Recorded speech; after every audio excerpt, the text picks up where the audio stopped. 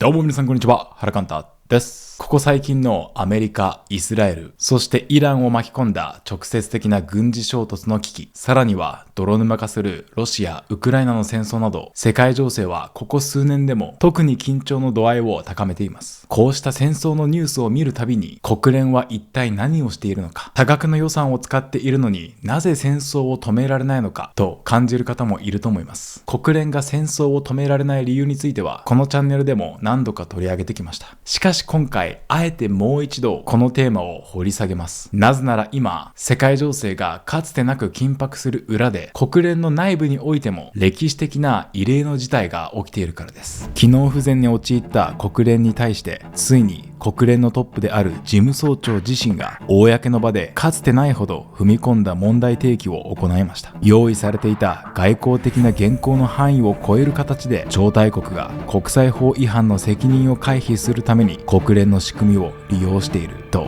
痛烈な批判を展開したのです。さらに長年変わることのなかった国連のシステムを根底から覆すような改革の動きが世界規模で一気に加速しています。驚くべきことに特権を持つはずの大国フランスやこれまで発言力の弱かったアフリカ諸国がタッグを組み、国連最大のタブーとされてきた拒否権のあり方にメスを入れようと動き出しているのです。今日の動画では最新の中東情勢などを交えながら国連が戦争を止められない構造的な欠陥を徹底的に深掘りした上で、今まさに起きている国連のタブー崩壊と最新の改革の動きについて分かりやすく解説します。ぜひ最後までご覧ください。国際連合、通称国連。国連の存在目的を一言で表せば、世界の平和と安全を維持することです。第二次世界大戦という人類最大の悲劇の反省から生まれた組織であり、国連の基本ルールブックともいえる国連憲章には、国際紛争は平和的な手段によって解決しなければならないと明記されています。すべての加盟国が国際紛争は平和的な手段によって解決しなければならないというルールを守る約束をして国連に入っているわけです。それにもかかわらず、なぜ戦争は起きるのか。それは現代の国際ルールの中に自衛の解釈という大きな抜け道が存在するからです。国連憲章の第2条第4項では、他国の領土を奪ったりその国の政治を無理やり変えたりするような武力行使、さらには武力で脅すこと自体が原則として広く禁止されています。つまり現代の国際法では、昔のように強い国が弱い国を攻めて領土や資源を奪うという侵略戦争はもちろん、国家間で武力を使うことそのものが極めて厳しく制限されているんです。もしどこかの国がこのルールを破って侵略を行ったとみなされた場合、国連に加盟している国々が一致団結してそれを止めるために動きます。このみんなで協力して平和を守る仕組みを専門用語で集団安全保障と呼びます。例えば1990年の湾岸戦争では、隣国クウェートに侵攻したイラクに対して国連安全保障理事会が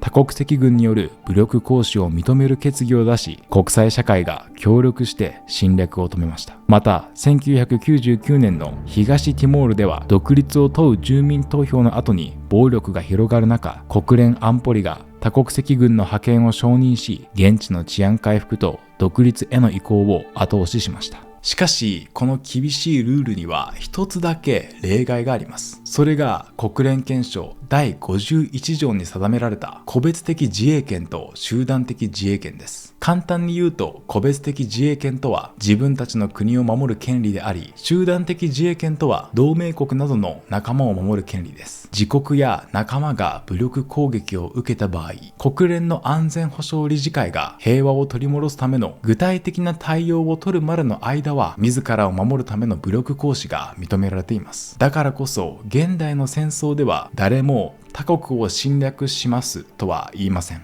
どの国もこれは侵略ではない、自国や仲間を守るための正当な防衛だと主張する構図が生まれるんです。例えばロシアのウクライナ侵攻です。国際社会の多くから明らかな侵略行為とみなされていますが、ロシア側はウクライナ東部の親ロシア派住民を保護するための集団的自衛権の行使だという主張を掲げて、自らの軍事行動を正当化しています。そして現在、国際社会が強い懸念を寄せている中東情勢も、まさにこの自衛権が複雑に絡み合っています。例えば2025年に起きたイスラエルによるイランの核関連施設への攻撃や、2026年に入ってから激化しているアメリカやイスラエルによるイランへの武力行使、そしてそれに対するイランの報復攻撃、こうした中東全域を巻き込む危機においても、イランは自分たちは侵略を受けた被害者であり、国連憲章に基づく自衛権を行使しているだけだと主張しています。その一方でアメリカやイスラエル側もイランの脅威から自分たちの国や同盟国を守るための正当な防衛措置だと主張しています。つまり現在の中東情勢は、双方が国連憲章上の自衛権を根拠にして自分たちこそが被害者であり、これは自衛だと主張し合い、自らの軍事行動の正当性を主張している状態なんです。双方が自衛権をぶつけ合うため、国際社会もどちらを侵略者として裁くべきか意見がまとまらず、国連が介入するハードルが一気に上がってしまいます。ここまで説明した自衛権の解釈という問題に加えて、国連が戦争を止められない最大の構造的要因があります。それが安全保障理事会における拒否権の存在です。たとえどちらが侵略でどちらが自衛かが曖昧な状況でも、国連の安全保障理事会がこれは世界の平和を脅かしていると判断すれば、加盟国が必ず守らなければならない法的拘束力のある決議を出して強制的に戦争を止めることができます。しかし常任理事国であるアメリカ、ロシア、中国、イギリス、フランスの5カ国にはこの決定を一方的にストップさせることができる拒否権が与えられています。厳密に言えば単なる会議の進め方などにはこの権利は使えません。しかし経済制裁や停戦の要求、武力行使の承認といった戦争を止めるための本当に重要な決定においては、この5カ国のうちたった1カ国でも反対票を投じればその決議は成立しないんです。つまり国連という組織そのものが停止するわけではありませんが、戦争を止めるための最も強力なエンジンである安全保障理事会の実効性がたった一つの拒否権によって大きく損なわれてしまうんです。ではそもそもなぜこのような理不尽にも思える仕組みが作られたんでしょうか。時計の針を少し戻してみましょう。国連の前身である国際連盟という組織は第一次世界大戦の後に作られた画期的な国際機関でした。しかし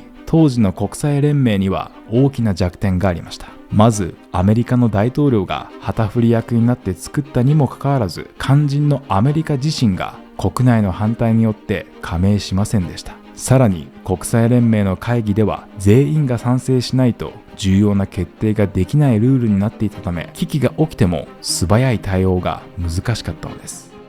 そして日本やドイツ、イタリアのような大国が次々と不満を持ってやめてしまい、ルールを破った国に言うことを聞かせるための軍事力や経済制裁の力も持っていませんでした。その反省から新しく作られた現在の国連では、強大な力を持つ大国を最初から中心に据えて、彼らが国連から出ていかないように拒否権という特別な権利を与えたんです。つまり拒否権とは、大国を国連のテーブルに縛り付けておくためのいわば苦肉の策でした。しかし時代は変わり、今やこの拒否権が大国の行動を制約しにくくする強力な盾になってしまっています。ロシアのウクライナ侵攻を非難する決議は、当事国であるロシア自身の拒否権で潰されてきました。ガザの即時停戦を求める決議も、イスラエルを強固に支持するアメリカの拒否権によって何度も否決されてきました。現在緊迫しているイラン情勢においても、イスラエルやアメリカが深く関わっている以上、安全保障理事会は身動きが取れません。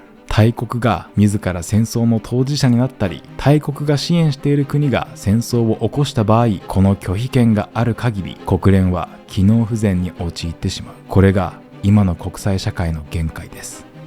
この拒否権という分厚い壁。しかし今、この仕組みに対してかつてないほど強い問題提起の声が他でもない国連の内部から上がり始めています。その注目すべき動きについてお話しする前にお知らせをさせてください。私、原寛太は世界を無視しない大人になるためにという本を自費出版しています。私自身が国際協力の活動を始めた原点について書いた一冊です。興味のある方はぜひ動画下のショップからお買い求めください。一冊700円です。全国各地で講演会も行っています。国際協力や社会貢献、戦争や平和をテーマに原寛太の講演会の開催にご関心のある企業や教育機関の皆様、少しでも興味がございましたら概要欄のリンクからお気軽にお問い合わせください。拒否権を持つ大国の利害によって麻痺している国連。その状況に誰よりも強い危機感を示しているのが国連のトップであるアントニオ・グテーレス事務総長です。先日、東京の日本記者クラブでグテーレス事務総長の記者会見が開かれました。事前に用意されていた原稿は日本への感謝や気候変動など、いわゆる外交的に整えられた無難な内容でした。しかし会見の本番でグテーレス氏はその原稿の枠を超え、現在の安全保障理事会に対する痛烈な批判を展開したのです。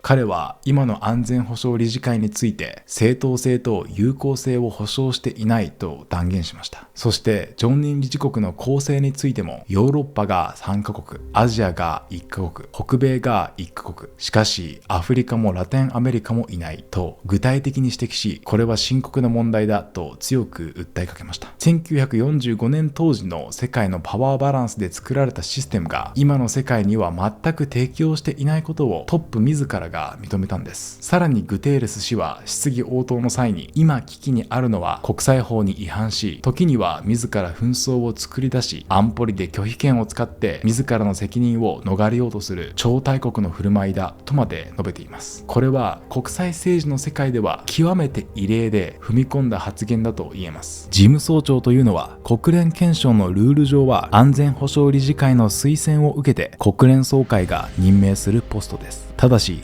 現実には安保理で常任理事国の強い反対、つまり拒否権に近い反対があれば候補者は推薦されにくい仕組みになっています。そのため事務総長は形式的には国連全体の代表でありながら、実務上はアメリカ、ロシア、中国、イギリス、フランスという大国の顔色を伺わざるを得ない非常に難しい立場に置かれています。その事務総長が自分の選出にも大きな影響力を持つ超大国に対して拒否権を使って責任逃れをしていると公の場で批判した。この点が今回の発言が非常に注目される理由です。これまで事務総長が安保理の根本的な欠陥や大国の横暴について自ら語ることは避けられてきました。しかしグテーレス事務総長は半年後の12月末で退任することとなっており、退任を見据えた彼はもう誰に忖度する必要もありません。後継者に対しても沈黙せず戦い続けるよう助言するとまで語りました。まさに国連のトップがこれまで正面から語られにくかった安保理の問題に踏み込んだ歴史的な問題提起だったと言えます。またこの事務総長の危機感に呼応するように国際社会でも拒否権のあり方を見直そうとする具体的な動きが出ています。その中心にいるのが特権を持つ常任理事国の一つであるフランスです。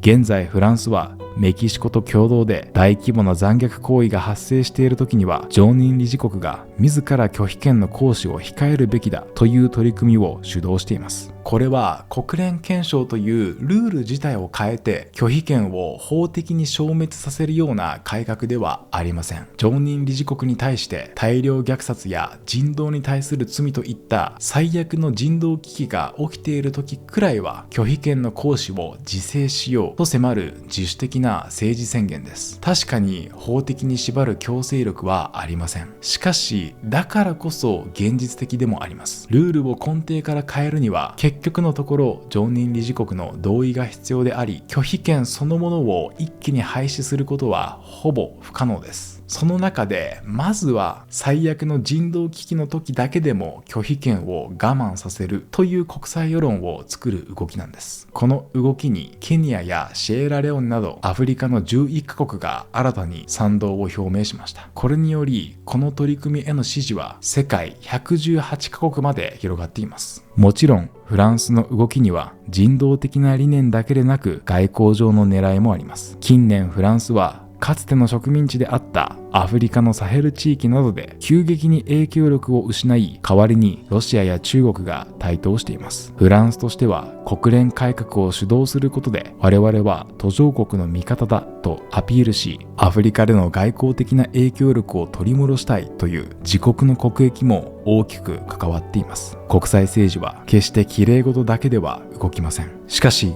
これまでコンゴ東部などのアフリカの紛争地を取材する中でも大国の利害に現地の市民が翻弄される現実を私は何度も見てきました。もちろん国連という舞台で声を上げるアフリカ各国の主張が必ずしも私が現場で出会ってきたような末端の市民の声をそのまま代弁しているとは限りません。それでも長らく大国の思惑によって虐げられてきたアフリカ側が大国中心のシステムに堂々と異議を唱え始めたというこの構造的な変化には現場のリアルを知る人間として非常に大きな意義があると感じています。ここまでお話ししてきて、とはいえ結局は口先だけで現実は何も変わらないでしょうと冷ややかに見ている方も多いと思います。ぶっちゃけた話、私自身も現実には国連のシステムが劇的に変わることは極めて難しいだろうとかなり悲観的に見ています。なぜなら国連憲章を改正して拒否権を法的に制限するには特権を持っているアメリカやロシア、中国といった常任理事国全てが賛成しなければならないからです。自分たちの強大な権力を彼らが素直に手放すはずがありません。今回のフランスの提案も自主的な制限に過ぎないため、ただのパフォーマンスではないかという批判もあるかもしれません。しかし、だからといって全く意味がないわけではありません。これまで常任理事国に権限が集中してきた国連の意思決定の中で不当に扱われてきたアフリカやラテンアメリカの国々が堂々と声を上げ、大国中心の体制に見直しを求める声を強め始めている。法的な強制力はなくてもグローバルサウスと呼ばれる新興国や途上国の影響力が世界的に強くなっている今、こうした世界の空気の変化そのものが大国が身勝手な行動を起こす際の強烈なプレッシャーになるのです。明日すぐに劇的な大変革は起きないかもしれません。それでもこうした泥臭い外交努力が着実に進み、途上国が大きな発言力を握り始めているという点において、今の国連は歴史的な転換点を迎えていると言えます。国連が機能不全に陥っているのを見ると、あんな組織はもう意味がない、解体してしまえといった意見を言いたくなる気持ちもわかります。しかしだからといって国連をなくしてしまえば、世界は今以上に無法地帯となり、強い者が弱い者を一方的に蹂躙する超大国の暴力が完全に野放しになってしまいかねません。システムが不完全で大きな問題を抱えているからといって、0か100かで切り捨ててしまうのは非常に危険な選択です。確かに国連という大きすぎるシステムに対して私たち一人一人ができることは限られるかもしれません。しかし退任を控えたグテーレス事務総長が会見で残した沈黙するな、戦い続けよという言葉は、第三次世界大戦すら危ぶまれている昨今の国際情勢を見ていると、私たち一人一人にも向けられているように私は感じました。今回の動画のように世界で起きている理不尽な戦争や機能しない国際機関に対して、ただひどい、無能だと感情的になるのではなく、その背景にある構造的な欠陥や各国の泥臭い国益のぶつかり合いを冷静に紐解いていく視点がこれからの時代には必要になります。大手メディアの報道だけでは得られない世界をより深く構造的に見るための視点を、これからも原監督のチャンネルでは提供していきます。これからも私と一緒に学び続けてくださる方はぜひチャンネル登録をよろしくお願いします。また YouTube のような不特定多数が見るオープンな場では語りきれないない国際政治の裏側や、この複雑な世界に対して私たち日本人に何ができるのかについて、私が運営するオンラインサロンシナジーではメンバーと日々対話を重ねています。感情論ではなく、確かな知識をもとに世界で起きている問題の構造を正しく読み解く訓練を積みたい方、世界を少しでも良くしたいという同じ思いを持つ仲間と建設的な対話をしたい方は、ぜひシナジーに入っていませんか？少しでも興味があれば概要欄のリンクからホームページをご覧ください。ということで、今回も最後までご視聴くださりありがとうございました。また次回の動画でお会いしましょう。